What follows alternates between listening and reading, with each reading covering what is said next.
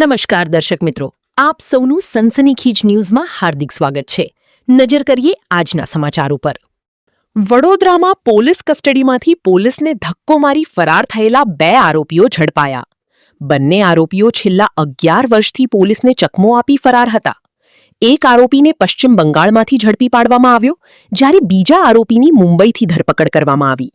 લાંબા સમયથી ફરાર આરોપીઓને ઝડપી પાડવામાં વડોદરા પોલીસને સફળતા મળી। પોલીસે બંને આરોપીઓ સામે કાયદેસરની કાર્યવાહી હાથ ધરી છે।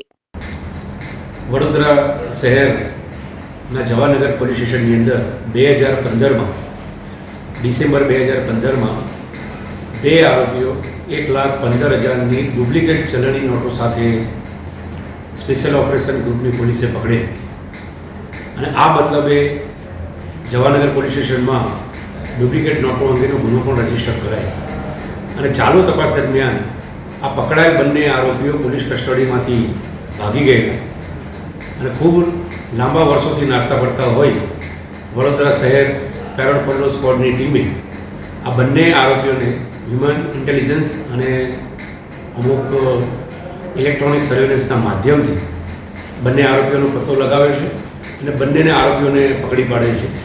આ બંને આરોપીઓ માલદા વેસ્ટ બંગાળના આરોપીઓ છે, જેમાંનો એક આરોપી જેનું નામ મોહમ્મદ સાહેબ અંસારુલ હક છે, જે પોતે ડ્રાઇવિંગ કરતો હતો અને માલદાની અંદર જ પાછો આવેલો એવી ચોક્કસ હકીકત મળેલી, જેના અનુસંધાને પેરોલ પટ્રોલની ટીમે પકડી પાડેલ છે। અને બીજો આરોપી કે જેનું નામ મોહમ્મદ અનારુલ શેખ છે, જે નવી મુંબઈ કલર કામ કરે છે એવી બાતમી આધારે પેરોલ પટ્રોલની બીજી ટીમે ત્યાં જઈ અને એને આતરી અને એને પકડી પાડેલ છે।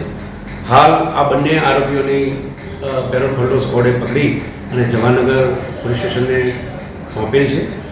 વધુ આ બંને આરોપીઓ જે જગ્યાએ બીજો કોઈ ગુનો આચર્યો છે કેમ તે દિશામાં પણ પોલીસે તપાસ હાથ ધરી છે।